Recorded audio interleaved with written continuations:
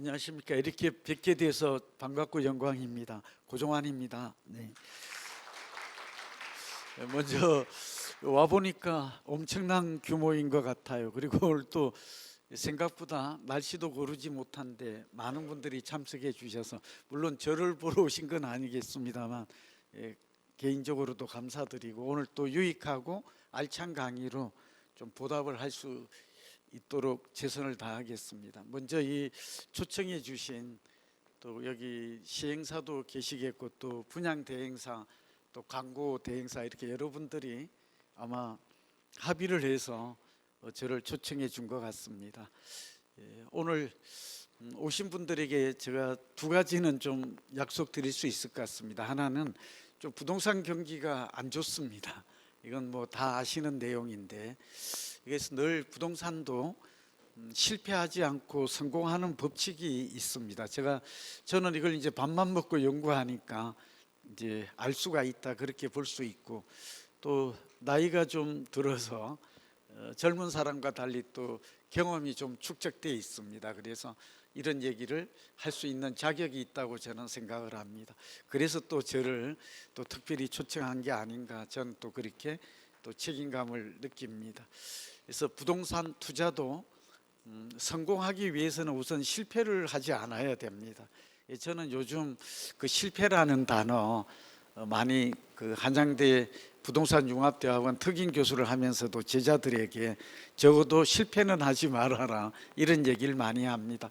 그리고 여러분들이나 제가 좀 알고 있는 그 유명한 워렌 버핏 아시죠? 이분도 늘 우리에게 주는 교훈이 실패하지 말아라, 손해보지 말아라, 원본을 유지하라, 이런 얘기를 합니다. 그래서 오늘 저도 여기 보면서 이제 가장 느낌은, 부동산에서 가장 중요한 게 뭐죠? 제가 이렇게 질문 던지고, 저는 강의 기법이 그렇습니다. 이게 이제 소위 말하면 교육 이론에서는 메타인지 학습 방법이라고 그러는데, 저도 오늘 그런 방법으로 이 귀한 시간에 많은 분들이 오셨으니까 뭐 그런 방식을 쓰겠습니다. 질문하고 답하고, 즉문즉답이죠. 그래서 혹시 제가 질문을 던지더라도 오늘 오신 선생님들의 무슨 실력이나 아는 바를 측정하려고 그런 게 아니라, 이제 이 오늘 교육 효과를 할까, 강의의 성과를 좀 높이기 위한 방법이다, 이렇게. 그래서 혹시 아시는 게 있으면 이렇게 또 응답을 말해 주시면, 화답을 해 주시면 고마울 것 같습니다. 여기 아까 인사드렸는데 그 박진수 이사님 어디 계세요? 이쪽 계시구나. 네. 왜 특별히 그러나 그러면 아는 분이고, 오늘 지식산업센터에 대해서 일부러 또 저 강의를 들으러 또 관심 있는 분들하고 여러분이 오셨다고 해서 특별하게 또 이런 분들이 많이 오셨겠다 싶어서 이 말씀을 드립니다. 그래서 오늘 실패하지 않고 성공하는 삼박자 법칙이 있다. 이제 그리고 제가 오늘 준비를 정말 많이 했거든요. 근데 이제 50분에서 1시간 좀 또 늦어졌잖아요. 너무 또 저의 강의가 길어지면 안 되고, 저 이후에 또 상품 설명 시간이 따로 있답니다. 참 잘한 것 같습니다. 그래서 오늘 아까 그 이종열 부장님이, 저는 이런 경우는 처음 봤는데, 대개는 보면 강사를 초빙해서, 저는 가급적 객관적인 내용을 강의하는 사람인데, 그래도 대개 초청하는 측에서는 뭐 마케팅이나 판매나 이렇게 분양 이런 데 촉진에 좀 도움을 주기 위한 부탁을 많이 하는데, 전혀 그런 얘기를 하지 말래요.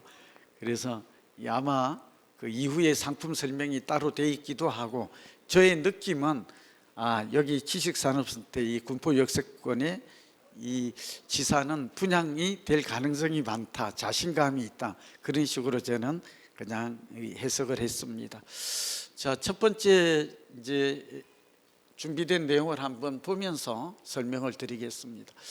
저 소개보다도 저는 이제 경기도와 좀 인연이 많습니다. 현재 뭐 김동연 부총리님, 개인적으로는 이제 부총리님이라고 부르는데, 이분도 뭐 나이도 비슷하고 또 저도 많이 조언도 했던 분이고, 그 전에 경기도에 제가 계속 도시계획 또는 도시재정비위원을 계속 했습니다. 그래서 여기도 군포 역세권 복합개발지구잖아요.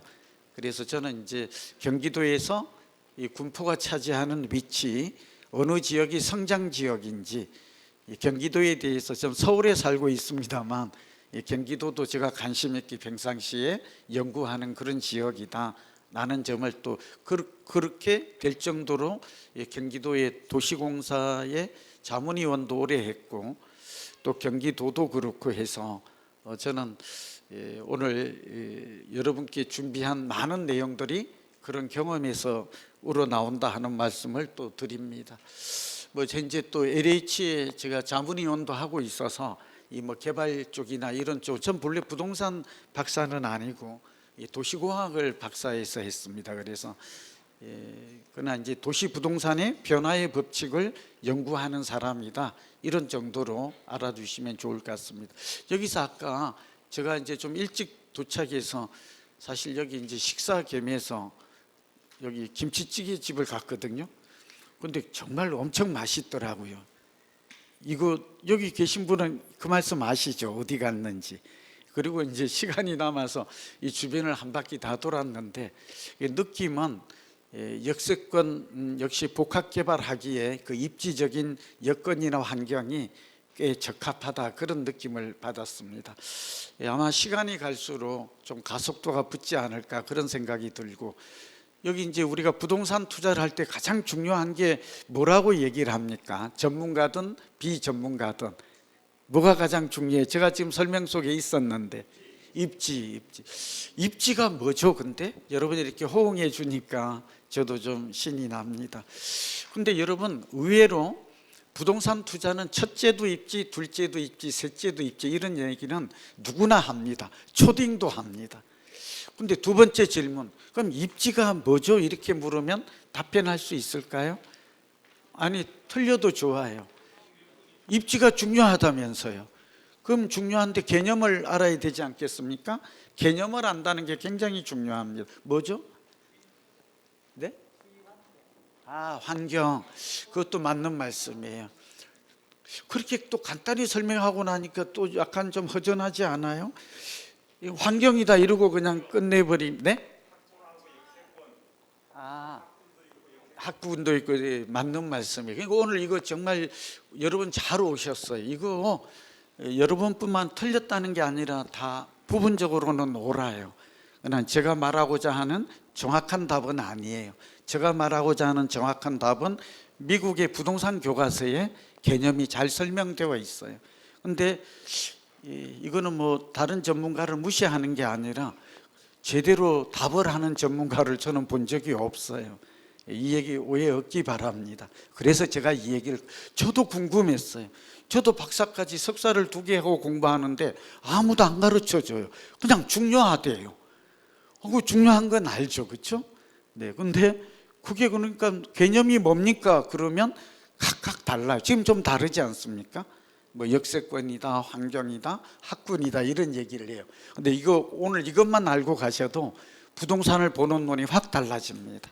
네, 그걸 얘기를 지금 하겠습니다. 그리고 이 중요하다고 그러는데 실제 투자에 있어서 저는 오늘 부동산 교과서, 미국 교과서에 나오는 있는 그대로만 설명할 겁니다. 저는 개인 똑똑하지도 않고 천재도 아닙니다. 그래서 제가 무슨 여러분에게 저의 생각을 얘기할 수 있는 그런 상황도 아니고 능력자도 아닙니다. 오직 미국 교과서에 있는 내용입니다. 그런데 아직 한국에는 소개되지 않았다라는 점이 그나마 여러분이 저와 함께한 이 시간에 유용할 것 같아요. 50% 그러니까 입지가 부동산 투자 가치에 차지하는 비중은 정확하게 절반 이상이다, 50% 이상이다 이렇게 얘기를 합니다. 좀 이해되셨죠? 그래서 또 하나 여러분 이렇게 적극 호응해 주시니까 저도 좀 기분이 좋은데요. 또 하나는 우리는 입지와 위치의 차이를 또 구분할 줄 알아야 돼. 위치라는 말, 사이트라는 말 들어보셨죠? 개발업 하는 분들은 이거 굉장히 중요한 요소예요. 근데 입지와 위치를 구분하지 못하는 사람도 의외로 많아요. 이 개념이 유사하기는 하나 똑같지는 않아요. 제가 지금 설명드릴게요. 간단하게. 제가 여기 서 있습니다. 서 있으면 이 점에 서 있는 거죠? 네, 물론 저는 움직일 겁니다. 그러나 부동산은 지리적 위치가 고정되어 있기 때문에 떠다니지 않을 거 아니에요. 그렇죠? 네, 고정되어 있어요. 그게 딱 서 있으면 이게 점이라고 합니다. 근데 부동산 투자할 때 굉장히 중요한 것인데 이 점과 점을 연결하면 뭐가 될까요? 선이 됩니다. 한번 해주세요. 선. 이런 거 알아두면 굉장히 유용해요. 어디에 투자하는가 여기 다 비밀이 여기에 있어요. 점과 점을 연결. 그러니까 여기는 점이라고 볼 수 있어요. 그래도 굉장히 넓은 땅이긴 합니다만 지도에는 한 점 점으로 표현되지 않겠어요. 그 위치의 고정성이에요. 이걸 연결하면 선이 됩니다. 마치 경리단길, 가로수길 이런 거 들어보셨죠? 그 길이라는 게 선입니다. 오늘 굉장히 중요해요. 이 투자를 잘하는 사람은 이 점과 점을 연결하는 선을 따라 또 투자를 합니다. 이거 모르는 것과 아는 것은 천양지차입니다. 어디에 해? 이렇게 헤매는 게 아니라 아주 간단하거든. 선을 연결하면 되거든. 이런 얘기가 또 할 수 있고요. 또 하나가 선과 선을 연결합니다. 이렇게. 그럼 뭐가 될까요? 면이 됩니다. 다 같이 면. 그러니까 투자는 점이고 선이고 연결하는 면. 여기도 지금 블록으로 돼 있잖아요. 역세권. 여기 지금 초역세권이죠. 여러분이 잘 이해해 주시니까 그냥 이 정도 선. 그러니까 늘 투자할 때는 나는 지금 점에 하고 있나? 그 점이라는 것을 다른 말로 표현하면 핵심 입지 또는 위치라고 하는데 미국의 영어로는 코어 로케이션이라고 표현합니다. 굉장히 중요합니다. 여기에 코어 로케이션은 여기 군포 역세권의 복합개발의 코어 말하자면 핵심 입지는 여기입니다. 동의하십니까? 이렇게 핵심 입지의 그 본래의 뜻은 돈과 사람이 가장 몰리는 곳 이렇게 돼 있습니다. 그러니까 굉장히 중요한 단어죠. 여기가 입지가 좋다라고 저도 알고 여러분도 알고 여기 처음 와본 사람도 이렇게 둘러보면 이걸 보면 첫 번째 느낌이 입지가 굉장히 좋은데 다른 말로 하면 입지 가치가 우월한데 다른 곳보다 입지의 경쟁력이 높은데 이제 단어가 학술 단어는 그렇게 표현합니다. 그렇게 알 수 있는 이유는 핵심 입지에 자리 잡고 있기 때문입니다. 동의하십니까? 예, 혹시 동의하시면 박수 한번 주시죠. 네. 예, 제가 좀 진도가 나가려고. 네. 굉장히. 그리고 1차 역세권이 어딘지 아세요? 예, 아시는 분도 있고 또 일반인들은 잘 모르시니까 제가 질문을 던져요. 질문 던지고 답을 들으면 장기 기억에 도움이 돼요. 이게 전두엽에 저장이 된대요. 그래서 저도 지금 그런 방식을 좀 택하고 있는 건데요. 1차 역세권은 250m입니다. 250. 2차 역세권은 몇 미터? 500m입니다. 이것도 모르는 분이 알아두면 아는 만큼 보인다고 도움이 돼요. 네. 그리고 3차 역세권까지 도시계획에서는 의미합니다. 도대체 역세권이란 몇 미터까지를 말하는가 이것도 잘 모르고 그냥 역세권 하는 경우도 많아요.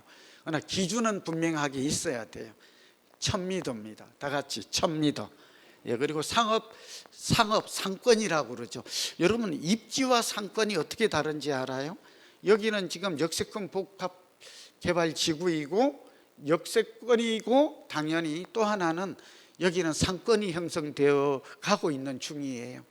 입지와 상권은 동의어가 아니에요. 이것도 모르는 분이 너무 많아요. 이거 하러 저한테 한양대 석박사 과정에 오는 겁니다. 석박사 과정에 오면 이거 가르쳐줘요. 이 정도 알고 나면 이제 딱 보면 알죠. 이제 자신 뭐 개념이 기준이 있으니까 그게 이제 상권이라 그러면 상가 밀집 단어를 잘 중시하세요. 따라해 주세요. 상가 밀집. 상권의 개념은 상가가 밀집된 지역을 말해요. 오케이?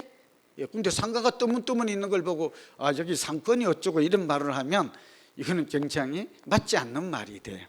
그러니까 상가가 밀집되어 있을 때 우리는 여기에 상권이 형성되어 있네 이렇게 또 표현을 해요. 그리고 두 번째가 더 중요해요. 그 상권의 공간적 범위가 매출의 80%를 점하고 있을 때 우리는 그곳을 비로소 상권이라고 정의를 해요. 그러니까 여기 역세권이 군포 역세권에 상권이 형성되어 있다니까요. 그런데 도대체 그럼 매출은 어느 지역에서 범위를 딱 정해진 건 아닌데 이를 보통 400m 정도다라고 말을 해요. 보통 함께 하시죠. 400m. 이렇게 수치로 하니까 훨씬 더 좀 가까이 이해가 되지 않아요? 예, 상권 누구는 여기까지 보고 이럴 일이 아닌데 상권의 설정의 범위는 매출에 요즘 빅데이터라는 게 있어서 어렵지가 않아요. 저 같은 경우는.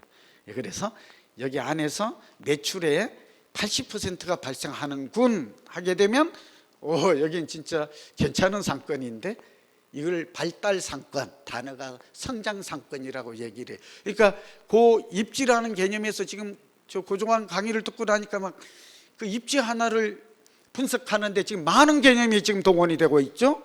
그리고 이곳이 진짜 괜찮은 입지입니까? 라는 얘기를 지금 어때요? 아니 내가 딱 둘러보니까 알겠는데가 아니라 이 상권을 분석하고 입지의 개념을 알고 상권을 분석하고 입지와 위치와 상권을 동시에 보는 그런 우리의 안목을 가져야, 지식과 정보를 가질 때 비로소 여기 부동산은 투자해도 되는지 그렇지 않은지를 좀 알 수가 있다, 그런 뜻입니다. 저 말 동의되시면 또 우리 박수 한번 주시죠. 네. 여러분을 위해서 박수 치라는 거예요. 듣고 박수 치고 하면 훨씬 더 입력이 빠르답니다. 네, 저를 위해서 이러는 거 아니에요. 오늘 굉장히 중요한 거 짧은 시간에 배웠죠. 정과 선과 면에 투자하라. 내가 지금 그렇지 않고 있다면 나는 잘하고 있지를 않는 것입니다. 굉장히 중요한 얘기 시작하자 했습니다. 자, 이제 넘어갑니다. 더 좀 이제 깊이 있게 나갈게요. 저는 강의가 이렇게 좀 촌철살인처럼 그냥 저는 부연하고 막 격가지 이런 거 싫어합니다. 그리고 딱 사례를 들어서 설명하는. 그리고 질문 하나 던질게요. 이 군포 여기 우리 역세권에 와 있는데 이곳은 또 초역세권에 해당이 된다 하는 거는 우리가 이제 알았잖아요. 250m니까. 그렇죠? 네, 우리는 지금 알게 되었어요. 그런데 여기에 입지가, 미래 입지가 지금보다, 그러니까 미래라고 그러면 되게 부동산은 몇 년 후를 의미하는 것 같을까? 이것도 굉장히 중요해요. 몰라요? 보통 부동산의 미래라고 그러면 1, 2년이 아니에요. 주식을 투자하는 분들이 1, 2년은 굉장히 긴 시간이지만 부동산은 통계를 보면 1, 2년은 굉장히 짧은 기간이에요. 동의하시죠? 그럼 몇 년 정도 앞을 내다볼 줄 알아야 돼? 그래서 이게 되게 우리가 이제 단기, 중기, 장기로 하는데, 보통 부동산 투자는 아파트마저도 국토부 통계에 따르면 한번 매입하면 10.3년, 약 10년이에요. 한번 해주시죠. 10년. 이런 거 알아야 돼요. 지금 부동산 경기가 안 좋으니까 지금 투자하면 되겠나 이 사람, 이렇게 하는 사람은 굉장히 단견적이에요. 이런 투자는 실패해요. 아니 나는 지금 올해가 좋을지 안 좋을지 그걸 생각하고 지금 내가 계약을 하려고 그러거든. 혹시나 그런 생각이 있다면 이는 부동산 투자와는 맞지 않아요. 적어도 부동산 아파트마저도 투자를 할 때는 몇 년을, 보통 10년을 가지고 있다면 10년 후를 내다보는 장기. 샀다 팔아도 우리는 투기꾼이 아니잖아요. 물론 여기서 샀다가 조금 시세 차익이라고 그러죠. 이걸 또 자본 수익이라고도 하는데 좀 남으면 팔려고 그런 사람도 있을 수 있겠죠. 그러나 이건 다수가 아니에요. 대부분 부동산 투자는 최소 5년에서 10년 정도를 내다보고, 내가 여기에 평균보다도 높은 초과 수익 한번 따라해 주시죠. 초과 수익, 은행에 예금하는 것보다 좀 낫냐? 그게 지금 비교의 잣대가 돼요. 이 부자들도 그렇게 합니다. 그래서 부동산은 안전자산이기 때문에 보통 우리가 국고채와 비교를 해요. 이거 굉장히 중요한 공부하는 거예요. 함께 하시죠. 국공채라고도 해요. 국채. 지금 국채 수익률이 우리나라가 3.3입니다. 10년 만기, 10년 이런 걸 알고 투자를 하면 내가 지금 투자를 잘 하고 있는 거야, 안 하고 있는 거야, 기준을 지금 보고 지금 적합하게 하고 있는, 이걸 알 수 있다니까요. 저는 그렇게 해요. 그래서 앉아가지고 뭐 이렇게 혼자서 생각하는 것보다 객관적 기준이 분명하게 나왔어요. 근데 10년 만기 국채 수익은 매일 바뀌어요. 여기 지금은 3.3 정도이다. 미국이 3.6 정도 돼요. 그러니까 조금 욕심을 부리면 이 얘기는 제가 해야 되는 한 4% 정도가 계속해서 날 수 있는가. 그렇다면 투자 적합이다. 이제 그런, 지금은 금리가 높지만 대출 금리도 무슨 말인지 아시죠? 지금 또 내려가고 있잖아요. 이런 얘기보다. 그러니까 대개 투자의 기준은 10년 만기 국채를 살래, 아니면 그거보다 조금 높게 부동산을 살래, 이 두 가지 선택지를 놓고 결정하는 것이다. 굉장히 중요한 얘기를 지금 드리고 있는 것입니다. 그리고 또 하나 질문은 여기 군포 역세권의 입지가 5년 10년 후에는 지금보다도 더 입지가 더 나아졌을, 입지 가치라고 그럴게요. 이게 더 나아졌을까요? 미래 가치라고도 할 수도 있고, 아니면 지금보다도 더 나아진다라는 것은 우리가 성장 발전이라고 하는 거고, 반대의 경우를 쇠퇴라고 얘기를 해요. 디클라인, 영어로. 질문입니다. 여러분 어떻게 생각해요? 군포 역세권이 혹시 10년 후에는 지금보다도 더 슬로마 됐을 것이다. 10년 후면 참고로 말하면 GTX-C도 들어와 있을 것이고, 몇 년 이내에. 그리고 이 건물도 거의 7만 평이 넘는 24제곱미터들, 제가 이제 신문에 기사를 보고 그냥 저도 아는 것인데, 그렇게 이런 건물이 여기 지금 굉장히 높게 28층인가까지 만약 올라간다면 여기가 또 쇠퇴했을까요? 성장했을까요? 그러니까 그런 거 하나하나 이렇게 구체적으로 짚으시라고요. 막연하게 생각하지 마시고, 이 건물이 들어서면 여기에 역세권 복합 개발은 굉장히 가속화가 될 것이고, 이게 하나 들어섬으로 해서 식당이나 여기에 몰려드는 인구라든지 뭐 여기에 일자리라든지 굉장히 많지 않겠습니까? 입주하는 기업부터 시작해서 좀 이해되시죠? 네, 그래서 지금보다 이 군포 역세권은 훨씬 더 성장하고 발전해 있을 가능성이 5년, 10년 후에는 더 크다. 그러면 여기 또 질문, 오늘 굉장히 본질적 질문을 던져요. 다시 질문 하나 던질게요. 부동산이 뭐죠? 부동산의 실체적 개념이 뭡니까? 제가 이렇게 이제 질문을 던질 텐데, 실제로 제가 석사 과정에 오는 학생들에게 첫 질문이 부동산이란 뭡니까? 입지란 무엇입니까? 입지와 위치의 차이점을 아십니까? 뭐 이런 질문을 던져요. 자, 다시 한번 던질게요. 부동산이 뭐냐고 물으면, 여기는 이제 공인중개사, 우리나라가 인정한, 저도 공인중개사 협회에 뭐 고문 자문도 하고 있습니다만, 공인중개사야말로 이 지역의 부동산 전문가죠. 진짜 전문가죠. 국가가 인정한 전문가입니다. 그런 분들도 오셨기 때문에 제가 좀 이 질문 뜹니다. 부동산이 뭐냐고 물으면 여러분은 뭐라고 아주 간결하게 그 본질적 개념을 설명하실 수 있을까요? 혹시 설명할 수 있으신 분? 땅, 오케이.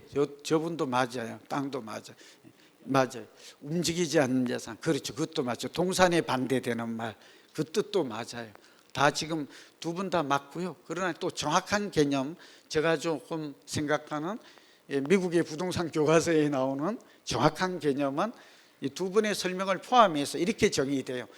토지와 건물로 구성되어 있으며, 그러니까 토지라는 말도 맞지만 토지와 건물로 구성되어 있다라는 것이에요. 물론 당연히 동산이 아닌 걸 부동산으로 합니다. 선생님 말씀도 맞고. 네, 그래서 그런데 이 두 번째 설명이 또 굉장히 중요해요. 토지와 건물로 구성되어 있다라는 게 첫 번째 개념이고, 그러니까 부동산은 토지와 건물의 두 개의 가치의 시너지를 잘 보아야 돼요. 저 말 아시겠죠? 토지 가치, 입지 가치는 주로 토지 가치와 관련이 있어요. 연관돼요. 그러나 이 입지에 최적화된, 이걸 최유효 이용 방안이라고 그래요. 조금 제가 오늘 학술적이 되는 거, 오신 분들을 보니까, 제가 이렇게 여러분들 보니까 굉장히 관심도 높고 지식인 같고 부동산의 전문가분들도 꽤 오셔서 이 말을 해요. 근데 이 토지와 건물로 구성되어 있는데, 이 토지와 건물의 실체, 본질적 가치가 좀 상이해요. 그리고 두 번째는 이 두 가지 용도가, 두 가지가 잘 결합했을 때 이걸 우리는 최유효 이용 방안이라고 그러고, 영어로 표현하면 뭐 들어보실 기회가 별로 없을 테니까 지금 들으시는 것도 괜찮을 것 같아요. The highest and best use라는 단어를 써요. highest. 우리말로 한번 따라해 주세요. 최고, 최선의 방법이에요. 용도예요. 최고, 최선의. 저는 이 입지에 지식산업센터를 지은 것은 아마 많이 심사숙고 시행사가 했겠지만 최고 최선의 투자에 그런 선택을 한 결과다라고 저는 그렇게 생각이 들었어요. 저는 잘한 그런 투자, 그다음에 개발 의사 결정이다라는 생각을 가져서 이 얘기를 잠깐, 좀 굉장히 좋은 단어죠. 그러니까 여러분도 할 때 이 땅이라면 어떤 건물을 짓는 게 전문가라면 그걸 고민해요. 최고 최선의 방법은 뭐지? 하이스트 앤드 베스트 유즈는 뭘까?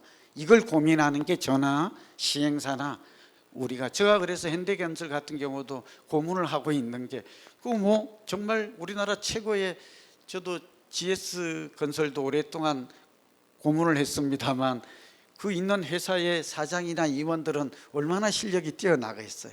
아시다시피 스카이 대학 나왔고 거기서 임원까지 올라가려면 적어도 15년 20년 동안 죽도록 일을 했을 것이고 또 본인들도 자부심이 대단해요.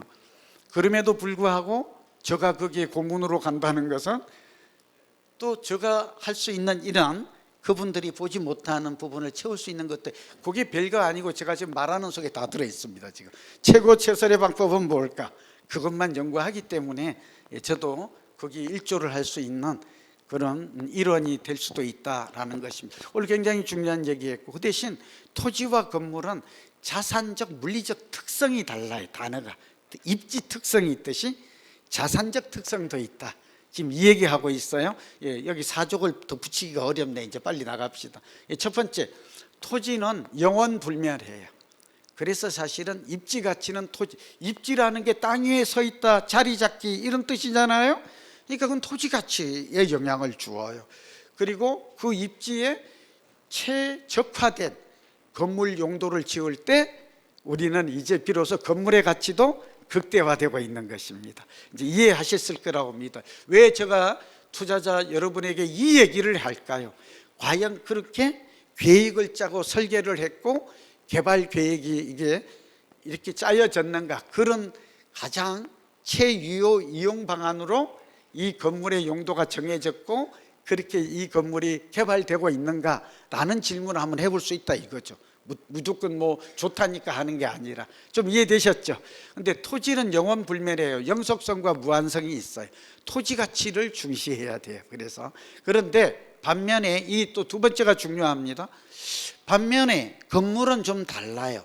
자산적 물리적 속성 어떻게 다르죠? 건물은 마치 사람에 비유하면 토지는 정신이나 영혼과 관련이 되듯이 건물은 사람의 육신에 비유될 수가 있어요. 비유. 동의? 건물은 시간이 경과하면 노후화되고 노후화되면 감가상각되고 감가상각되면 경제적 가치.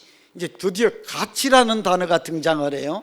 굉장히 우리가 귀담아 들어야 될 부분이에요. 이코노믹 밸류.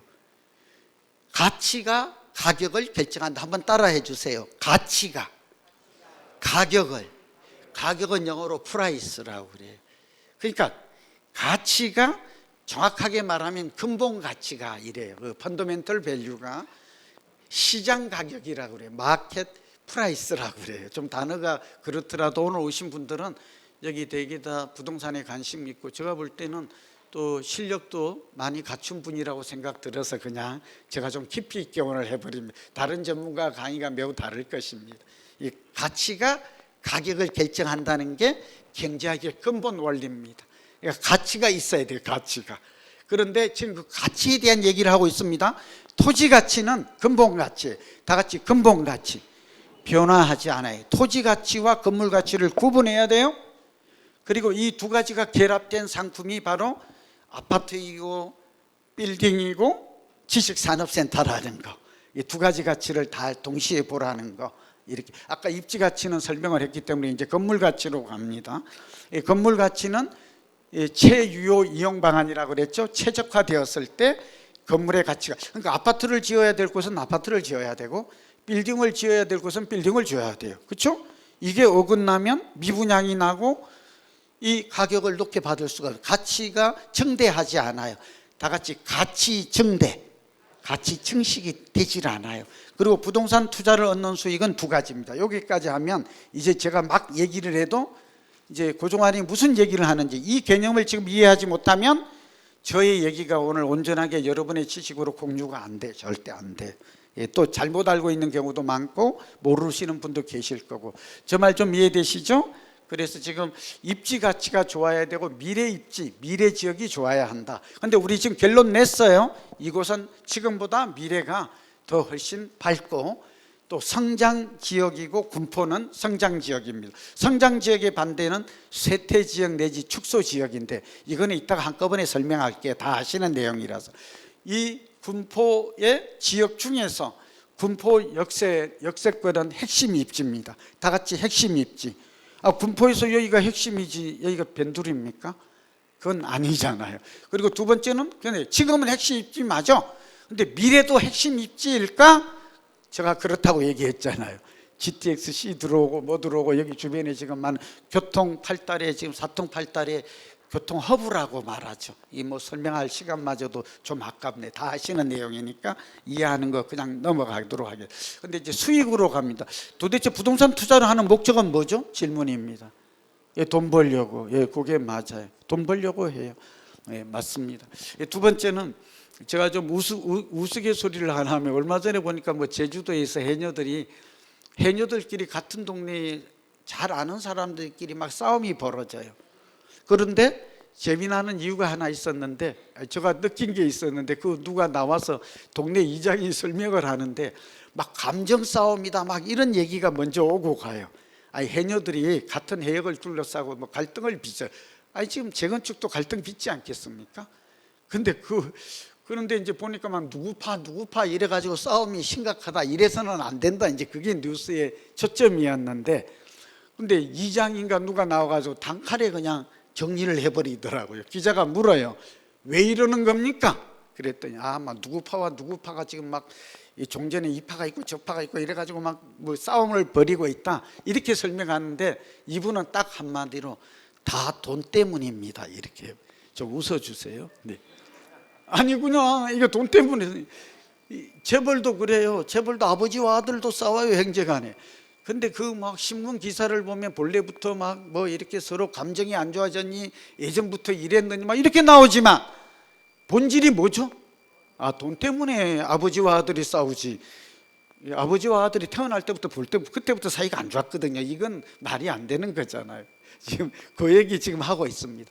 자, 수익의 목적은 두 가지입니다. 이걸 오늘 아시고 또 여러분이 투자 의사결정에 도움이 돼서 첫 번째는 자본 수익이라고 합니다. 다 같이 자본 수익. 이걸 영어로는 캐피털 리턴 또는 게인이라고 그러는데 시세 차익이라고 말하는 게 한마디로 이거 샀다가 오르면 요즘 지금은 이제 작년 하반기부터 좀 달라졌지만 아파트든 지산이든 빌딩이든 모든 부동산이 지난 5, 6년간 사기만 하면 다 올랐습니다. 땅값부터. 동의하십니까? 지금 땅값이 그리고 자본 수익은 주로 어디에서 비롯되는가 하면 토지 가치에서 비롯됩니다. 지금 이 얘기하려고 다 같이 토지 가치. 왜냐하면 건물은 감가상각되는데 이번에 지어지면 굉장히 새 건물이 지금 지어지지 않겠습니까? 당연히. 그런데 10년 후가 되면 새 건물이 감가상각이 되겠죠. 그런데 건물이 리모델링도 안 했는데 갑자기 건물이 좋아져 가지고 가격이 오른 일이 발생할까요? 지금 질문입니다. 내가 10년 전에 들어왔는데 건물이 갑자기 좋아졌는데 아무 손도 안 되는 이래서 지금 올라갔는데 이렇게 말을 하면 여러분 그런 것 같다 이렇게 그러니까 압구정에 요즘 뭐 재건축이 올랐다 그러면 건물 가치가 오른 거예요? 토지 가치가 오른 거예요? 토지 가치. 이거 알고 있는 분, 모르시는 분도 혹시 계실 것 같아서. 그래서 부동산 투자는 새 것에 해야 돼요? 낡은 것에 해야 돼요? 새 것에 해야 돼요? 아파트 투자마저도 새 아파트를 투자해야 돼요? 낡은 것에 해야 돼요? 이거 왜 이리 자신이 없어요? 당연히 새 것이 높은 프리미엄으로 가지고 비쌉니다. 서울의 가장 비싼 아파트가 아파트 얘기하려는 건 아닌 거 아시죠? 비율을 지금 들려고. 제일 비싼 게 신반포 아크로 리버 아리팍이라고 불리는데 이거 새 아파트 프리미엄을 잔뜩 누리고 있어요. 그리고 대규모 단지, 다 같이 대규모. 이것도 저는 대규모라는 게 굉장히 매력적이에요. 굉장히 그리고 여기에 지금 지식산업센터가 계속 밀집되고 있다는 거 굉장히 긍정적이고 자산 가치의 플러스 요인이에요. 좀 저 말 이해돼요? 이렇게 많은데 올라가겠어 이런 생각은 옳지가 않아요. 상가나 여러분 테란노 밸리가 왜 빌딩에 그쪽에 수요가 몰리는지 아세요? 빌딩이 많으니까 공급 과잉 아닌가요? 이런 생각이 언뜻 들 수 있지만 그렇지가 않아요. 부동산의 특징은 상가와, 한번 따라해 주세요. 상가와 빌딩과 지식산업센터, 이런 것들은 밀집 효과, 이걸 영어로 덴시티라고 그래요. 제가 영어 얘기를 하는 것은 미국의 근거가 있는 얘기다라는 걸 말씀드리려고 그래요. 그래서 밀집 효과가 굉장히 중요해요. 여기에 또 질문 하나 던질게요. 여기에 앞으로 이거 트리 아트인가 뭐 어쨌든 이곳에 앞으로 또 이러한 지식산업센터가 이곳에 더 들어설까요? 안 들어설까요? 절대 안 들어서. 그건 있을 수가 없죠. 아니, 군포 역세권 복합개발인데 여기에다가 그런 시설이 들어가라고, 좋은 시설이 산업이나 상업이나 이런 시설이 들어가려고 장려책을 펴는데 이제 아무도 안 들어옵니다. 이제 뭐 이렇게 될 리가 있겠습니까? 저 말 이해되시죠? 그러면 결국은 땅값이 오른다는 거예요. 다 같이 땅값이 오르는 시간, 하나 한 줄로 줄입니다. 이곳은 땅값이 더 오를 가능성이 많아요. 동의? 네, 아까 여기가 성장 상권이고 역세권 복합 개발이 여기 좀 GTX-C도 들어오고 여기 지금 고속도로도 지금 3개, 4개가 연결되어 있는데 아닙니다. 그냥 여기 망할 것 같습니다. 이런 생각은 적어도 합리적이고 논리적 생각이 아닌 것이죠. 이건 아파트도 그렇고 다른 부동산도 그렇고. 동의되셨죠? 그래서 한 줄로 줄입니다. 땅값이 오르면, 조금 큰 소리로 해주세요. 땅값이 오르면 집값도 오르고 부동산 가격도 올라요. 동의? 이게 자본 수익이에요. 그러니까 자본 수익이 발생할지 안 할지 굉장히 애매하고 불확실해 보이지만 땅값이 오르면 가격이 오른다니까요. 이렇게 이해를 하는 순간 그럼 또 땅값은 오를지 내릴지를 어떻게 알아? 제가 얘기했잖아요. 지역경제 활성화, 입지의 우월성, 입지 변화 미래 가치가 있는가라는 질문에 대한 답을 스스로 찾으면 돼요. 그러니까 어떤 전문가는 오른다고 그러고 어떤 전문가는 안 오른다고 그러고 나는 그 사이에서 어쩔 줄을 모르거든. 이렇게 하면 안 된다는 것이죠. 지금 좀 이해가 되시죠? 우리가 알고 있는 지역이라도 이렇게 하나하나씩, 그래서 땅값이, 여기는 땅값이 오를 가능성이 많다. 요 결론 하나. 그래서 우리가 투자하는 목적은 두 가지 수익을 목표로 한다. 하나는 자본 수익, 하나는 운영 수익. 다 같이 운영 수익.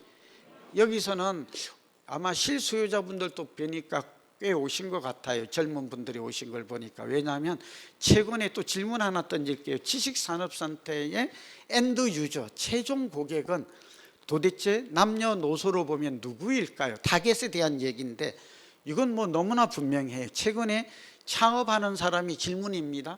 20, 30대가 젊은 층의 창업 수요가 많아요. 이제 우리가 소자본 창업, 뭐 재벌이 될 수는 없잖아요, 공장을. 아니면 5, 60대가 많아요. 질문에 답을 하시죠. 요즘 할아버지들이 창업합니까? 물론 경제가 어려우니까 그런 분도 계시겠지만 제가 알기로는 40대 이상의 은퇴한, 맹퇴한 사람들의 창업 수요는 그렇게 증가하지 않아요. 통계가. 근거가 있어요. 지금 창업자가 쑥쑥 커지고 있는 것은 20, 30대예요. 동의? 예, 20, 30대가, 자, 20, 30대가 낡은 우리 지식산업센터를 좋아할까요? 이 질문에 그냥 시간이 부족하니까 이거 한 2-3시간 해야 되는데 그냥 촌철살인처럼 질문 던지고 답을 할게요. 네, 이 사람들은 아파트마저도 새 아파트를 좋아할까요? 구아파트를 좋아할까요? 이 질문 던졌잖아요. 예, 여러분, 나이 많은 사람은 재건축을 좋아해요? 신축 아파트를 좋아해요? 재건축을 좋아해요? 네. 재건축이, 아니 그 말도 틀린 말은 아닌데 투자가치 자본 수익은. 근데 대부분은, 그럼 노인들은 말을 좀 웃자고 할게요. 낡은 아파트의 특징이 뭐죠? 우선 물을 틀면 녹물이 나와요. 그러니까 노인들은 녹물을 좋아한다 이렇게 하면 될까요? 예. 노인들은 맑은 물이 싫어. 녹물이 이제 빨갛고 좋다고. 이건 아닌 것 같아요. 요즘 겨울, 아직 겨울이잖아요. 낡은 아파트는 창문에 찬바람이 솔솔 들어와요. 그럼 노인들은 찬바람을 좋아한다 이러면 될까요 또? 이것도 아닌 것 같잖아요. 그렇죠? 노인인데 어떻게 찬바람을 좋아하겠어요? 그럼 또 여기에 낡은 아파트, 제가 분당도 가봤는데 여기도 뭐 3번이나 평촌도 마찬가지겠지만 가보면 여기엔 또 벌레도 나와요. 그럼 노인들은 외롭기 때문에 벌레를 좋아한다. 이것도 또 말이 안 돼. 그래서 노인도 새 아파트 좋아합니다. 그래서 오늘 지금 하고 싶은 얘기는 지산이든 오피스텔이든 사무실이든 젊은 층이 트렌드입니다. 트렌드. 여러분 오늘 여러분이 반응이 좋으니까 저도 좀 더 신이 나고 좀 강의하는데 힘이 솟는데요. 여러분 트렌드라는 말 들어보셨죠? 트렌드는 경향성인데 이게 보통 1년에서 3년에서 5년 정도를 트렌드라고 그래요. 근데 여러분 메가 트렌드라는 말 들어보셨어요? 지금 오늘 제가 메가 트렌드 얘기를 하고자 해요. 메가 트렌드는 5년에서 10년간의 영향을 주는 흐름이에요. 그리고 문화라는 거 들어보셨어요? 문화는 30년 이상 세대 간의 교체, 그러니까 장기적인. 그러니까 주거 트렌드, 주거의 메가 트렌드. 이제 예를 들면 주거의 문화가 바뀌고 있다. 이 말은 개념이 달라요. 시간적 범위가 좀 이해되셨죠? 그러니까 진짜 전문가라면 나는 지금 트렌드를 볼 것인가? 메가 트렌드를 내다보고 적어도 10년 앞을 내다보는 지금 내가 이 수요자들의 맞춤형 상품을 공급하고 있는가? 이거 질문해 봐야 돼요. 저는 늘 던져요. 아니면 한 30년 정도는 이게 끄떡없거든. 그러니까 아파트의 경우는 아파트 얘기를 하려는 게 아니라 적어도 주거 문화가 아파트로 자리 잡았어요. 제가 볼 때는 앞으로 새로운, 그다음에 이제 산업센터, 이 지식산업센터로 갈게요. 우리 지식산업센터 지금 얘기가 두 가지 수익, 이걸 총수익, 토탈 총수익 한번 따라해 주세요. 총수익 또는 복합수익을 목적으로 한 투자자들이 선호하는 부동산이 이 빌딩과 지식산업센터와 이런 것들이에요. 근데 상가 같은 경우에는 조금 다를 수 있는데 여기는 근생도 들어있으니까 이때는 이제 일반적인 얘기입니다. 임대 수익에 좀 더 무게를 둔다 이렇게 돼 있어요. 투자하는 사람들이 비중을. 이해되셨죠? 그리고 이제 주택 같은 경우에는 주거 가치에 투자 가치보다는 내가 얼마나 편리한가, 주거 만족도를 느끼는가 이런 데 방점을 둔 선택이 맞다. 그러니까 부동산의 종류에 따라서 이 지금 수익의 개념과 비중이 좀 달라질 수 있겠다. 이런 것도 아시면 지금 오늘 굉장히 도움이 돼요. 그동안 이제 지식산업센터가 두 가지, 자본 수익과 임대 수익. 경우에 따라서는 가장 좋은 사람은 실수요자예요. 이걸 받아가지고 내가 실제로 여기 와서 창업도 하고 운영도 했을 때 이걸 운영수익이라고 그래요. 조금 다른 개념인데 그렇게 볼 수 있습니다. 저 말 좀 이해되셨죠? 예, 이해되시면 박수 한번 주시죠. 네. 넘어가겠습니다. 그래서 이제 여기서 결론 내리고 이제 10분 남았는데 한번 하겠습니다. 오늘 제 말 속에 굉장히 부동산의 근본 원리, 시장 작동 원리, 투자하는 기준, 투자 방법 이런 것들이 지금 거의 다 들어 있습니다. 자, 지금 수익형 부동산을 투자할 때인가? 라는 질문에 대한 답입니다. 결론입니다. 여러분, 부동산 경기 변동 사이클에 따라 다릅니다. 근데 지금은 이제 오늘 왜 아파트가 중심은 아닌데, 근데 우리나라 사람들은 부동산이라고 쓰고 늘 아파트 얘기를 해요. 그리고 이 아파트가 부동산의 메인 스트림이에요. 그러니까 그 얘기를 좀 해야 돼요. 이게 움직임에 따라서 부동산 경기가 화랑이냐 불황이냐 상승하냐 하락하냐 이런 얘기를 하고 있는 것이죠. 근데 지금은 결론입니다. 지금은 아파트나 부동산, 주거용 부동산은 언제까지 지금 상당히 내리고 있죠. 근데 이제 많이 올랐기 때문에 한 5, 6년 올랐기 때문에 사이클만 얘기할게요. 한 5 내지 7년 오르면 4 내지 6년 정도 내리는 상승과 하락 사이클이 이게 86년 이후에 주기적으로 반복이 되고 있어요. 그러니까 아파트는 적어도 이제 단기간에 그렇게 다시 많이 오르긴 좀 어려울 거다라고 보는 게 이 사이클이 우리에게 주는 시사점이고 의미예요. 자, 두 번째, 그 대신 지금은 어떤 상품이냐면 틈새 상품. 한번 따라해 주세요. 틈새 상품. 그 반대말이 주력 상품이에요. 지금은 주력은 움직이지 않아요. 오피스 빌딩 큰 것도 안 움직여요. 서울 강남이나 이런 데도 안 팔려요. 거래가 잘 안 돼요. 저 말 아시죠? 지금은 작고 가벼운, 단어가 그래요. 한번 따라해 주시죠. 작고 가벼운 이런 단어가 또 부동산 교과서에 그대로 있어요. 그러니까 경기가 안 좋거나 좀 어두워질 때는 사람들이 작고 가벼운 부동산을 선호한다. 이게 반짝 빛난다. 그러니까 이거라고 막 무조건 크게 오릅니다 이런 뜻은 아니에요. 예, 좀 오해 없기 바랍니다. 주식도 안 좋을 때는 삼성전자나 네이버, 카카오, 대장주가 다 반토막 난다니까. 제 말 이해되세요?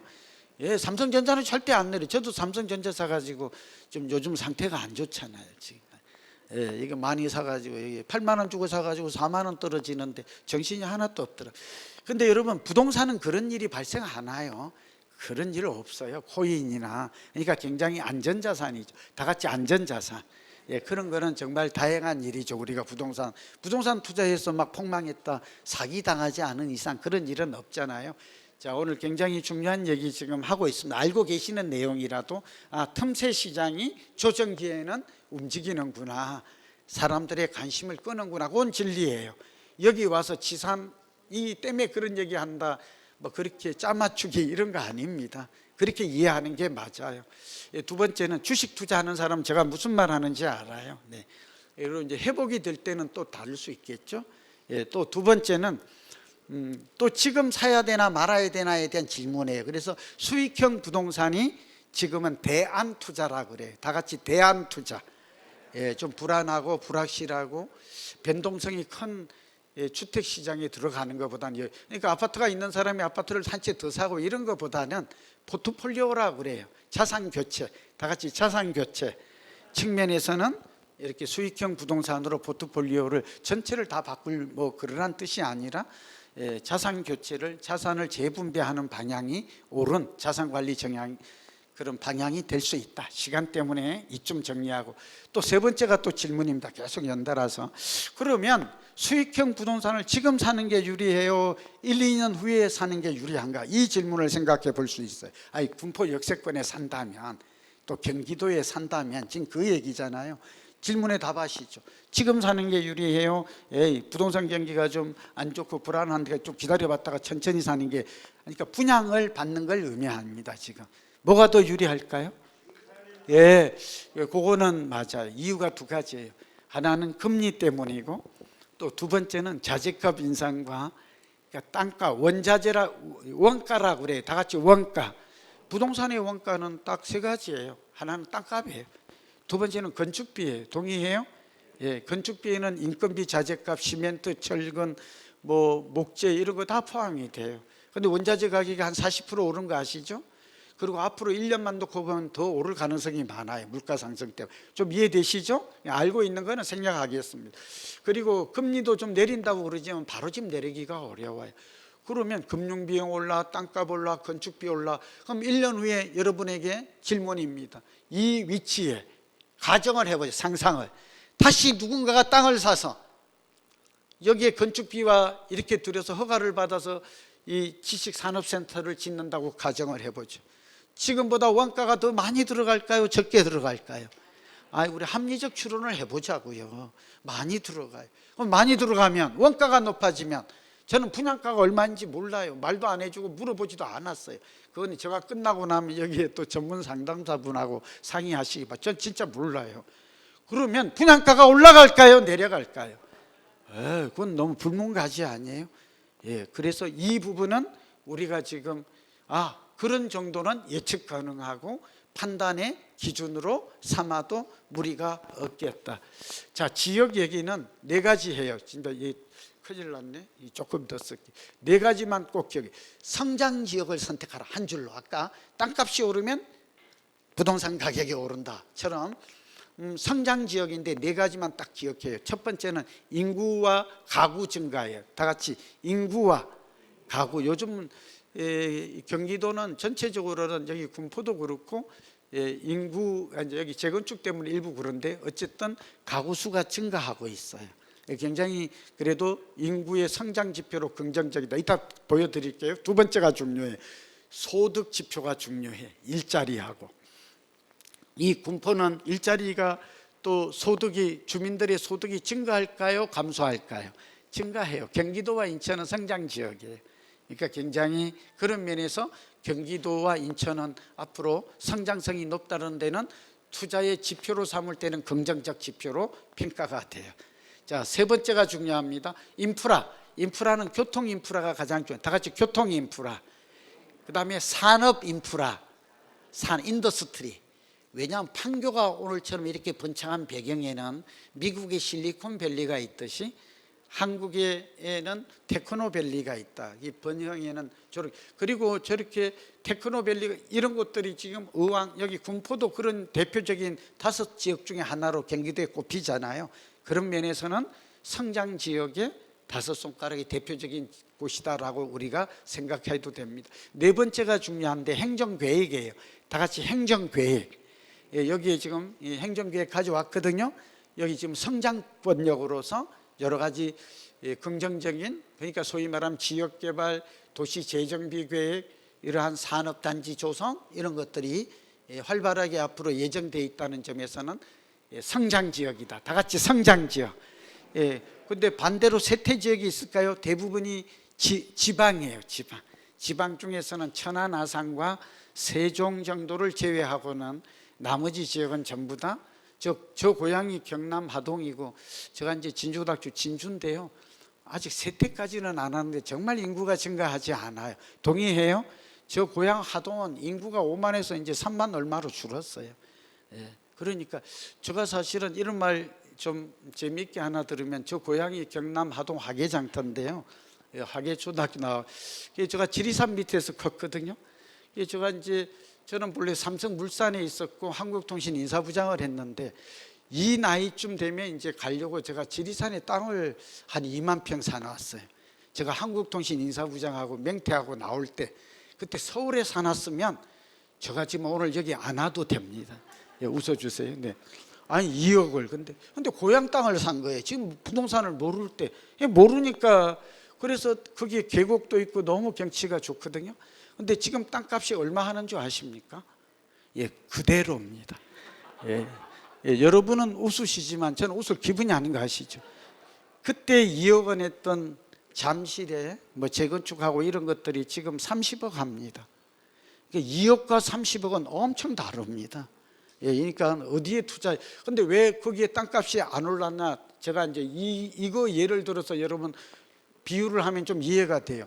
왜 안 올랐을까? 경치가 나빴어요? 공기가 오염이 되었을까요? 그게 아니고 인구 증가했나요? 제가 알기로는 자연인이 3명 살고 있더라고요. 저희 주변에. 저도 TV 보고 알았어요. 저 마을에 들어와 있더라고요. 이 3명 가지고 뭐 인구가 증가했겠습니까? 그리고 여기에 소득이 증가했을까요? 버섯 따고 도토리 주워가지고 이게 되지가 않아요. 그리고 여기에 무슨 인프라가 증가했을까요? 막 도로가 뚫려 이런 것도 없어요. 제가 알기로는 딱 하나, 반달곰이 돌아다녀요. 이 반달곰은 이게 땅값에 아무 영향을 주지를 않아요. 오히려 더 마이너스라니까 이게 지금. 좀 여러분 좀 웃으시니까. 그래서 전 무슨 뜻이 성장 지역은 땅값이 오르고 이게 자본 수익, 시세 차익에 결정적 영향을 미친다. 그래서 확신 가져도 돼요, 여러분.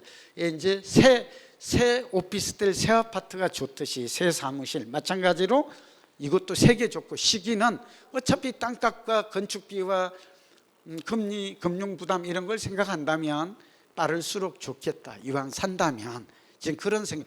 그리고 또 선택을 하게 되면 여기 분야가 뭐 추첨인지 모르겠지만 선택할 수 있다는 것도 굉장한 매력이에요. 이 굉장히 중요해요. 이게 지식산업센터의 사무실 이런 것도 사실은 조망이나 일조나 이런 거에 따라서 뒤에 가면 월세가 좀 달라질 수도 있어요. 동의하십니까? 상가도 그래요. 이 상가 얘기까지는 오늘 잘 하기가 어려운데요.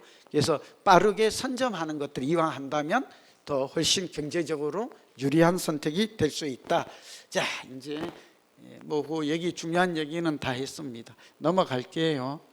다 아시는 내용이어서 노후 준비에 대한 얘기를 잠깐 할게요. 여기 좀 연배가 드신 분이 있는데 요즘 월천대사라는 말도 많이 쓰고 제가 만든 월삼중사라는 말도 요즘 유행어가 됩니다. 우선 월천대사가 뭐죠? 지금 맞아요. 이런 거 개념을 알고 목표를 설정하고 실천하는 사람은 월 1,000만 원을 받는 대단한 사람이 될 수 있습니다. 저희 친구들도 다 꿈이 월천대사입니다. 그런데 이게 사실은 어렵더라고요. 저도 해보니까. 그래서 제가 좀 목표를 낮췄습니다. 그래서 제가 이 매일경제나 이런 곳하고 제가 지금 이 운동을 캠페인을 벌이려고 하는데요. 뭐 은행하고도 그게 뭐냐면 월 300만 원을 받는 은퇴 후에 중간적인 사람이 되자. 그러니까 월 300만, 그게 제가 지금 생각한 방법만 간단히 얘기하면 국민연금은 100만 원. 저도 이제 삼성에 있고 한국통신에 있어가지고 제법 많이 나와요. 적어도 하여튼 100만 원은 해야 돼요. 방법이 어렵지 않아요. 그러니까 국민연금은 불안하게 여기지 말고, 저도 위원이기도 하지만 100만 원. 또 주택은 가지고 있어야 돼요. 4억짜리 주택은. 그래야 이게 103만 원 정도가 나와요. 그럼 됐죠? 200만 원 됐죠? 세 번째가 수익형 부동산. 좀 따라해 주세요. 수익형 부동산. 이걸로 50만 원. 또 하나는 뭐 농지연금 이런 걸로 해서 100만 원 정도 수익형 부동산을 채운다면, 지금부터 준비한다면 그렇게 300만 원이, 그리고 300만 원만 가지면 뭐 풍족하지는 않아도 두 부부가 그런 대로 살 수 있답니다. 동의하시면 박수 한번 주세요. 쭉 넘어가고 상권 분석인데, 우리 경제가 어떻게 될 것인지, 그래도 우리의 경제 펀더멘털은 튼튼하다고 알려졌고, 이번에 위기에도 그래도 잘 선방하지 않습니까? 환율이나 뭐 그렇게 저는 보여지고요.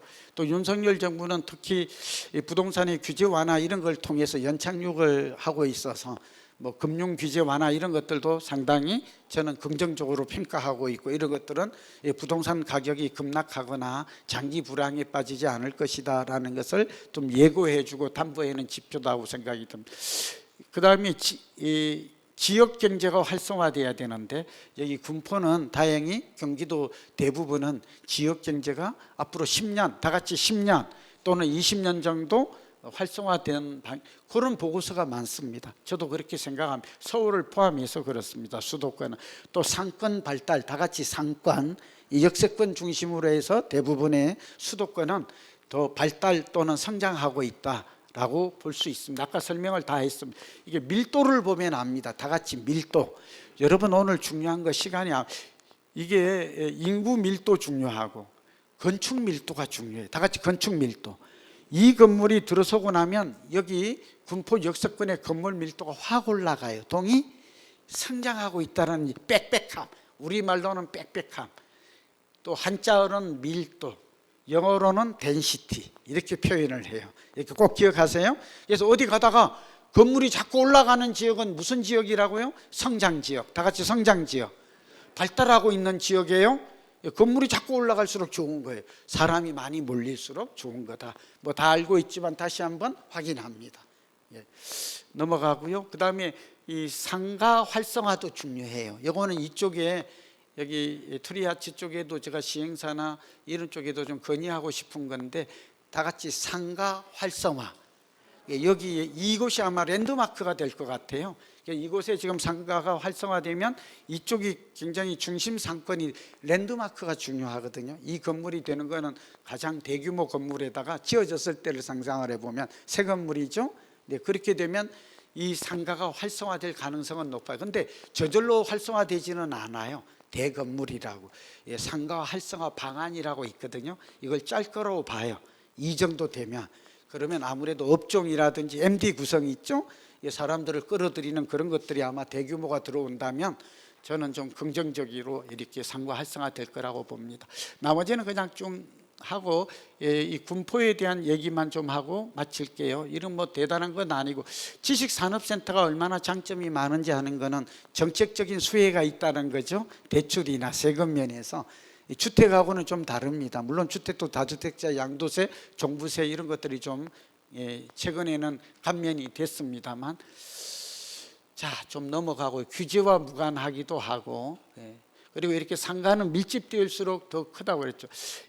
군포는 여러분 최근에 인구가 여기 오래된 도시가 구도시의 특징인데, 이거는 재건축으로 인한 인구의 이동 때문이고 다른 요인은 없습니다. 세대수가 증가하고 있고요.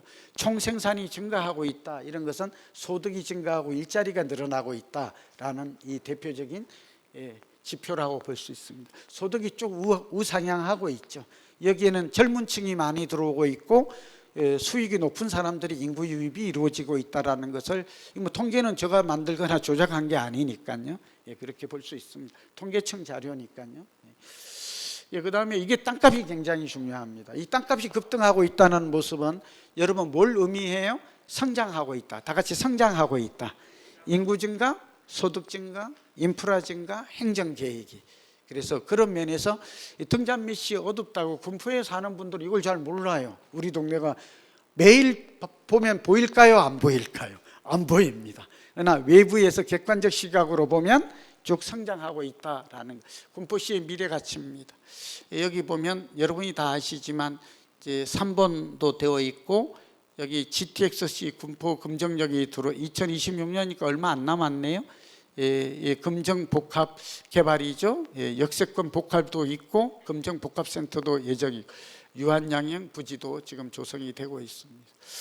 자, 저는 오늘 시간이 벌써 예정된 시간보다도 1시간만 해야 되는데 여러분이 열심히 경청해 주시고 저도 시간 가는 줄 좀 몰랐습니다. 여러분 오늘 3가지 얘기했습니다. 부동산에 실패하지 않고 성공하는 법칙 3가지가 있다. 이것만. 첫째는 지금은 어떤 부동산에 관심을 가질 때인가.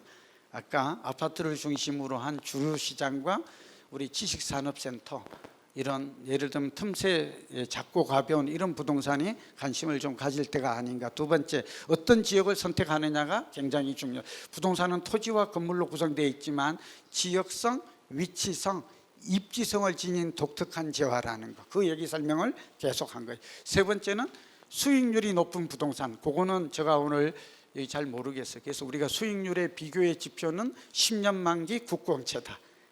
이렇게 지표 보면 매일 알 수 있다. 그런 점에서 지금 여러분이 저 강의가 끝나오는 2번째 시간도 꼭 들으셔야 될 것 같고, 또 하나는 여기 전문 상담사 분들도 전문가니까 그런 부분은 수익률이 얼마나 나며 대출 문제, 분양가 이런 것들은 이분들과 상의하시는 게 효율적일 것 같습니다. 여러분 경청해 주셔서 고맙습니다. 건강하시고 행복하십시오.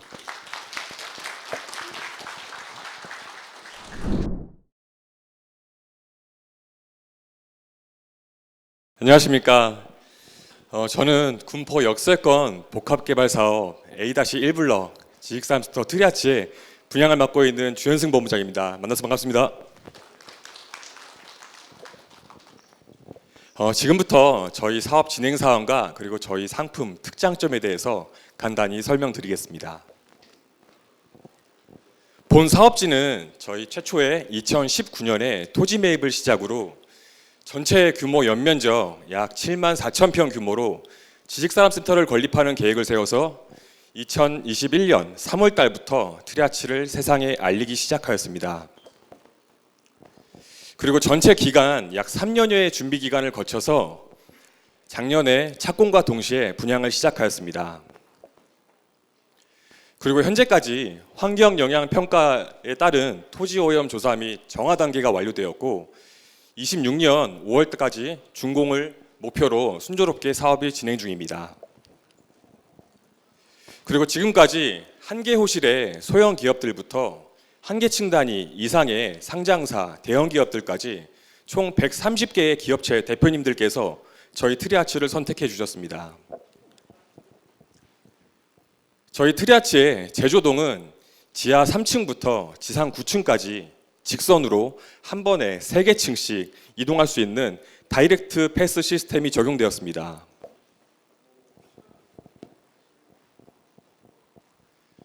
보시는 것과 같이 제조기업은 물론 물류 이동이 많은 기업들에게는 최적의 업무 편의성을 구현해 내었다고 말씀드릴 수 있겠습니다. 게다가 지금 보시는 사진은 서울 성수동의 화양사거리 옆에 있는, 아시는 분들도 계시겠지만 생각공장 성수 2층에 있는 어메니티 시설입니다. 저희 트리아치 2층에도 이러한 시설들과 서비스가 제공될 예정이고, 이런 오픈된 라운지에서 간단한 접견이나 그리고 입주사분들의 휴게 공간으로 사용될 수도 있습니다. 또한 독립된 회의실을 예약해서 독립된 미팅을 진행할 수도 있고, 안내 데스크에서는 여러 가지 회의에 필요한 마이크나 앰프 같은 물품 대여가 가능하고, 또 비가 오는 날에는 우산도 대여가 가능한 서비스가 제공될 예정입니다. 또한 입주사에서 취급하시는 상품이나 제조하시는 물건들을 전시하거나 홍보할 수 있는 크리슈머랩 공간과 상품 촬영이 가능한 포토 스튜디오, 그리고 여러 가지 콘텐츠 제작이 가능한 크리에이터 룸이 제공될 예정입니다. 그리고 무엇보다도 대기업이나 어느 정도 규모가 큰 기업이 아니면은 회사 내에서 실현하기 힘든 여러 가지 업무, 교양, 교육 프로그램 등과 다양한 참여 이벤트 등을 직접 운영함으로써 설계적인 하드웨어뿐만 아니라 입주 후에 입주사분들께서 누릴 수 있는 소프트웨어까지 적용해서 입주사분들의 만족감은 매우 클 것이라고 확신할 수 있습니다. 이 자리에도 많이 참석해 주신 트리아츠 관계자 일동은 트리아츠를 선택해 주신 고객분들께 만족감을 더 높이기 위해서 끊임없이 고민하고 노력하고 있습니다. 만약 귀사의 거래처 임직원분께서 저희 건물에 처음 들어섰을 때 이 정도의 동경이 느껴질 수 있도록 저희는 우수한 상품으로 보답드리는 것을 약속드리겠습니다. 추가로 궁금하신 사항은 저희 상담사 분들께서 안내를 도와드리겠습니다. 네, 이상으로 마치겠습니다. 감사합니다.